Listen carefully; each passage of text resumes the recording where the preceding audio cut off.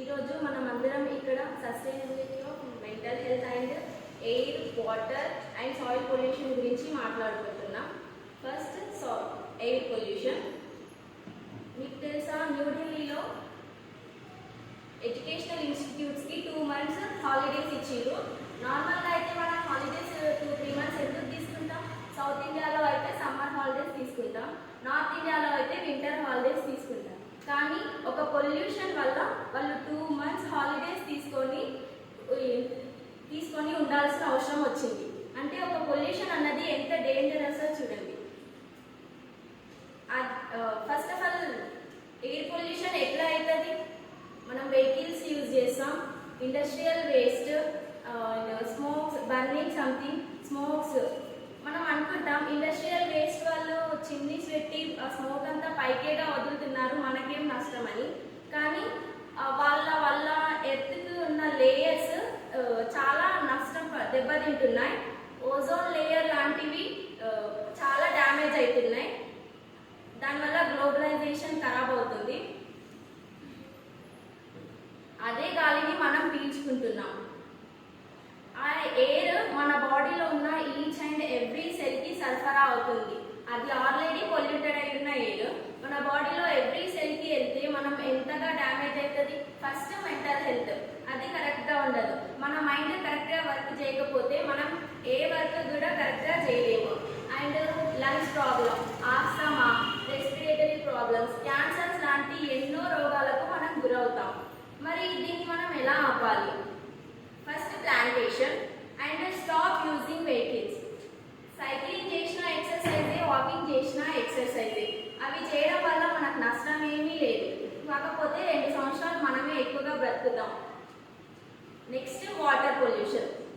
Water pollution అనగానే మనం చెప్తాం వాటర్లో ప్లాస్టిక్ వేస్తాం, గార్బేజ్ వేస్ట్ వేస్తాం, అన్నీ చేసి దాన్ని మనం పొల్యూట్ ఏదో రకంగా చేస్తున్నాం. కానీ అంతకంటే ముఖ్యంగా మనం వినాయక చవితి జరుపుకుంటాం, నవరాత్రులు జరుపుకుంటాం, దానికి మనం విగ్రహాలు కొనుకొస్తాం.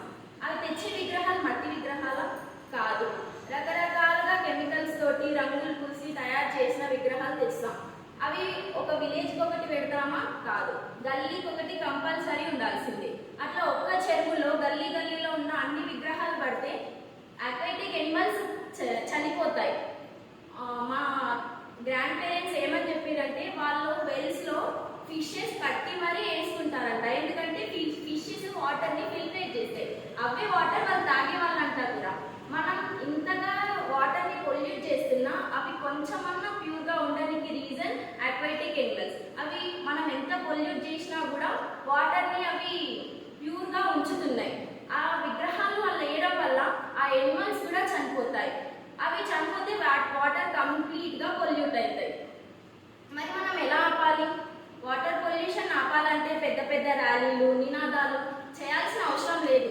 ప్రపంచంలో జరుగుతున్న అన్ని వాటర్ పొల్యూషన్స్ మనం ఆపలేకపోవచ్చు, కానీ మన సరౌండింగ్స్లో జరుగుతున్న వాటర్ పొల్యూషన్కి మనమే రెస్పాన్సిబుల్. ఫర్ ఎగ్జాంపుల్, మనం స్కూల్ నుంచి, కాలేజ్ నుంచి నడుచుకుంటూ ఇంటికి వెళ్తున్నాం, అక్కడ ఒక ట్యాప్ ఓపెన్ అయ్యి వాటర్ లీకేజ్ అవుతుంది, నువ్వు చూసినావు. దాని పక్కనే కొంతమంది కూర్చొని ఉన్నారు కానీ పట్టించుకుంటలేరు. అప్పుడు నువ్వు అనుకుంటావు వాళ్ళకే లేని నాకేంటి, నేను కూడా అట్లనే వదిలేసి వెళ్ళిపోతాం అని నువ్వు అనుకుంటావు. కానీ వాళ్ళు నువ్వు ఒకటేనా? మనం ఎడ్యుకేటెడ్ పర్సన్స్, వాళ్ళు అన్ఎడ్యుకేటెడ్ అయి ఉండొచ్చు, వాళ్ళు ఇంకేదో అయి ఉండొచ్చు. నువ్వు దాన్ని వెళ్ళి ఆపాలి. నిన్ను చూసి వాళ్ళందరూ నేర్చుకుంటారు, వాళ్ళకు కూడా అర్థమవుతుంది వాటర్ పొల్యూషన్ అంటే ఏంటి. Next soil pollution. సాయిల్ అంటే నేల. నేల అనగానే మనకు గుర్తుకొచ్చేది వర్షం పడినాక వచ్చే ఫ్రాగ్మెంట్. ఆ సువాసన మనం ఎప్పటికీ మర్చిపోలేదు. కానీ మనం చేసే సాయిల్ పొల్యూషన్ వల్ల ఆ సువాసనని మనం నెక్స్ట్ జనరేషన్కి ఇవ్వలేకపోవచ్చు. అంత అదృష్టం వాళ్ళకు ఉంటుందో ఉండదు. మనం సాయిల్ ఫర్ ఎగ్జాంపుల్, ఫార్మర్ ఉంటాడు, క్రాపింగ్ చేస్తాడు, వరి పంట మంచిగా దిగుబడి వస్తుంది, పెస్టిసైడ్స్, ఫెర్టిలైజర్స్ యూజ్ చేస్తాడు, ఆ పంటని తీస్తాడు, మళ్ళీ వేస్తాడు. అట్లా ఇయర్స్కి ట్వైస్ పెస్టిసైడ్స్, ఫెర్టిలైజర్స్ వేస్తాడు. ఆ పంట తీస్తున్నాడు, కానీ అందులో వేసిన పెస్టిసైడ్స్, ఫెర్టిలైజర్స్ తీస్తున్నాడా? లేదు. మరి అది కరిగిపోతున్నాయా భూమిలో? కాదు. అలా నేలని మనం ఖరాబ్ చేస్తున్నాం.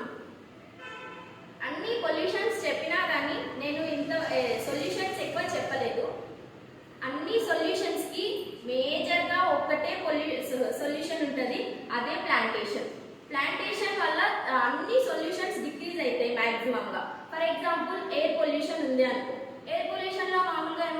కార్బన్ డైఆక్సైడ్, నైట్రోజన్ వేస్ట్ ఉంటుంది. అదే కార్బన్ డైఆక్సైడ్ అయితే ప్లాంట్స్ రెస్పిరేటర్కి కార్బన్ డైఆక్సైడ్ యూజ్ చేసుకొని మనకు ప్యూర్గా ఆక్సిజన్ రిలీజ్ చేస్తాయి.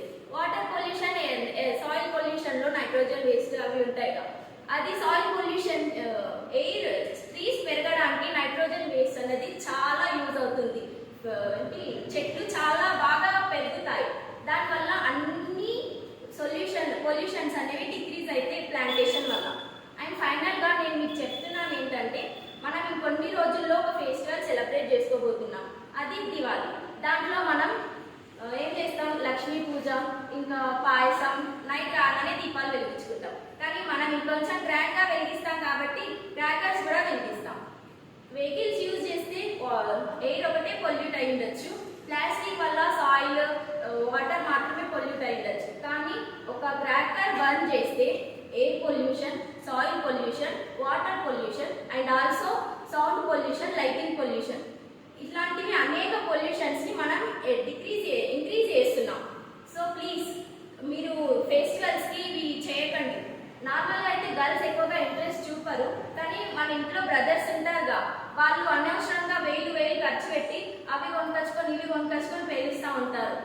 దానివల్ల బర్డ్స్, ఫర్ ఎగ్జాంపుల్ మన ఇంటి పక్కన ఇంట్లో వాళ్ళకి ముసలి వాళ్ళు ఉన్నారే అనుకో, వాళ్ళకు ఒకవేళ హార్ట్ అటాక్ లాంటివి ఏమన్నా ఉన్నాయి అనుకో, మీరు వేసే లక్ష్మీ బాంబు ఇట్లాంటి బాంబుల వల్ల వాళ్ళకి హార్ట్ అటాక్ నిజంగానే వచ్చి పోయేదే అనుకో, వాళ్ళ ప్రాణానికి మీరే రెస్పాన్సిబుల్గా. అట్లాంటి పనులు చేయకండి. ఫెస్టివల్స్ అంటే ఫెస్టివల్ లా జరుపుకోండి. And as a science student I will suggest you some point. Human being is a selfish kind. వాళ్ళు ఎంత సెల్ఫిష్గా ఉంటారంటే, నేను బ్రతకాలి, ఎట్లనైనా నేను బ్రతకాలి, హాస్పిటల్కి వెళ్ళైనా, ఇంకో జంతువుని చంపైనా, ఎన్విరాన్మెంట్ని పొల్యూట్ చేసైనా నేను బ్రతకాలి అని వాళ్ళు అనుకుంటారు. మనం బ్రతకాలంటే ఇంకొకరిని చంపాల్సిన అవసరం లేదండి, ఇంకొకరిని మీద డిపెండ్ అవ్వాల్సిన అవసరం లేదు. ఎన్విరాన్మెంట్ని మనం ఇంక్రీజ్ చేస్తే ఏ పొల్యూషన్స్ కావు, మనం ఆరోగ్యంగా 100 సంవత్సరాలు బ్రతకచ్చు. నాకు ఇంత మంచి అవకాశం ఇచ్చినందుకు ధన్యవాదాలు.